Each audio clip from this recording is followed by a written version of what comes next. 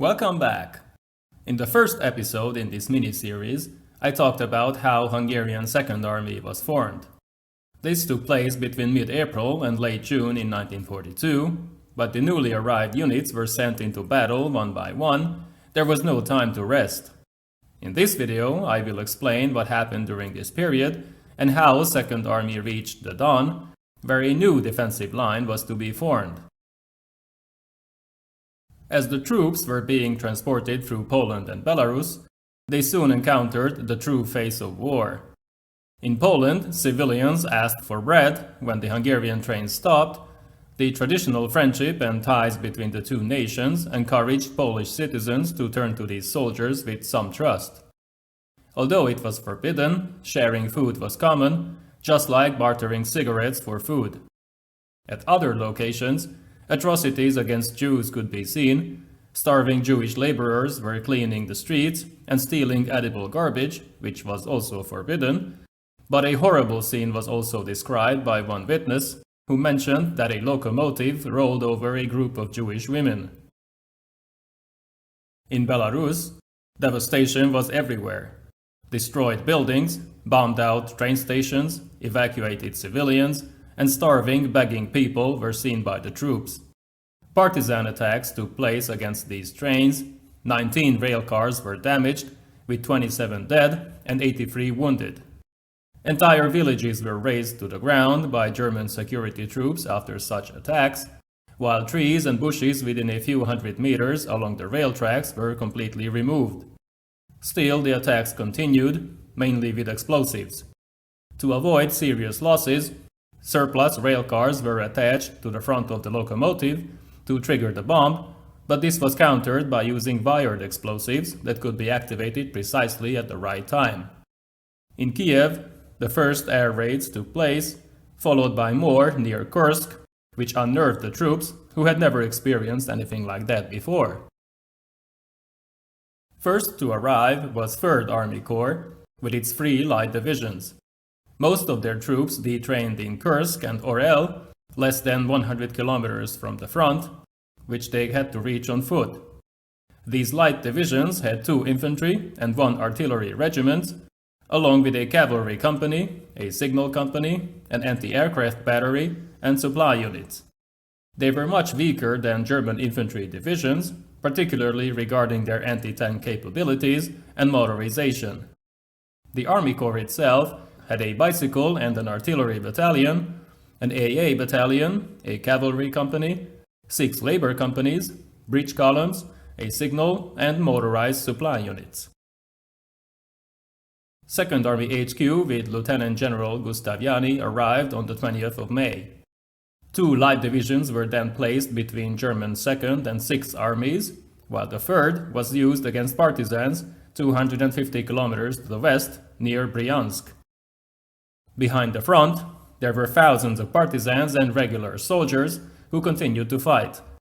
Hungarian 6th Light Division was ordered to clear the forest, but they did not encounter serious opposition, as most partisan units simply avoided direct confrontation and preferred ambushes.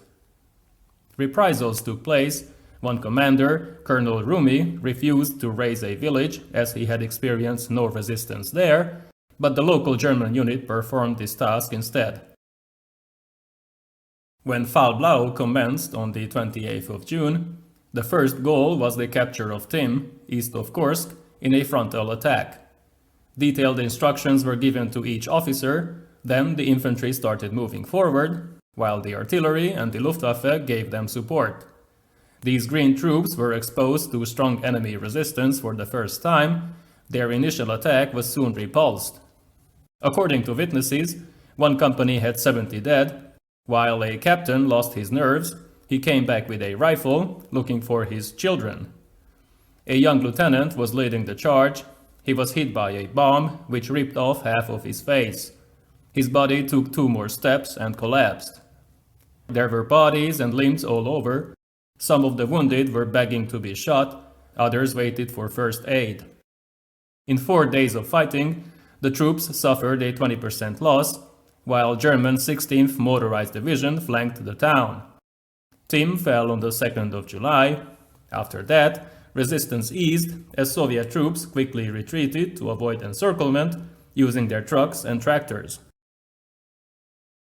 Since the slow-moving infantry and artillery was not able to keep up with the retreating enemy, a smaller mobile force was created, consisting of 6 companies of motorized, bicycle, and cavalry units. Their advance was followed by the leg infantry and the other 2 army corps that were also arriving. 6 light divisions marched more than 1,000 kilometers as the weak rail network was overwhelmed. Meanwhile, the 1st Field Armored Division arrived at Kursk. It had to drive another 160 kilometers to catch up with the infantry that reached Stary Oskol on the 4th of July, then the River Don by the 10th of July, south of Voronezh.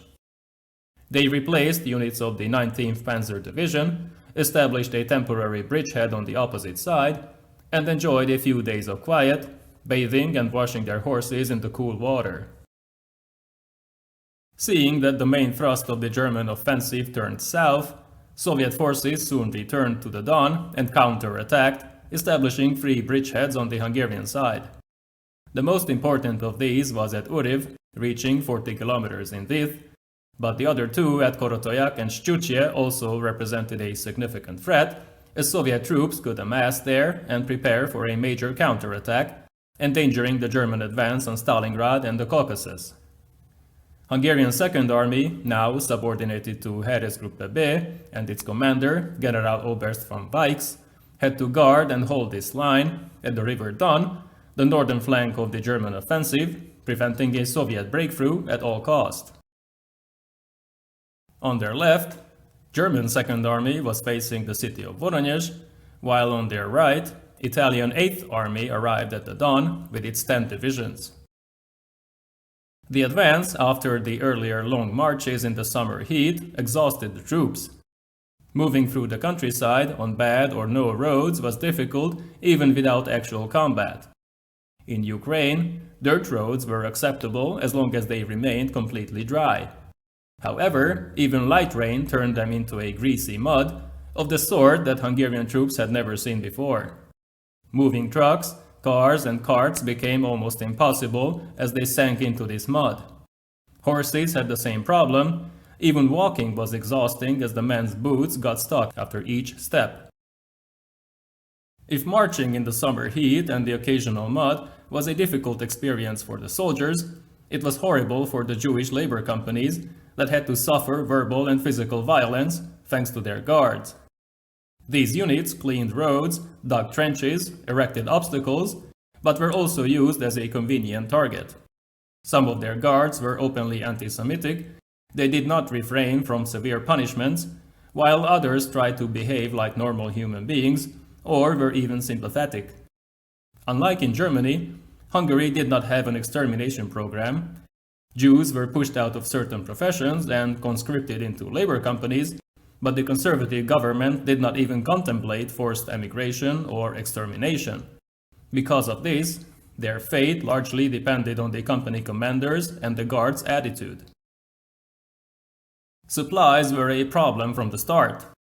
The 2 governments agreed that Second Army would get its food and munitions from the same German supply network that fed the Reich's own armed forces. In return, Hungary would send the same amount of food to Germany, but those shipments would stay there. They would not find their way to Hungarian troops at the front.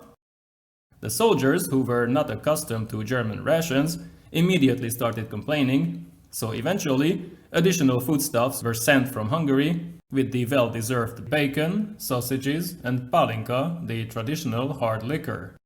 However, ammunition was scarce, and the situation worsened with every passing month. The next objective was the elimination of the 3 remaining Soviet bridgeheads. I will talk about this period in the next episode. Until then, you are welcome to browse my channel. Hopefully you will find something interesting. See you next time!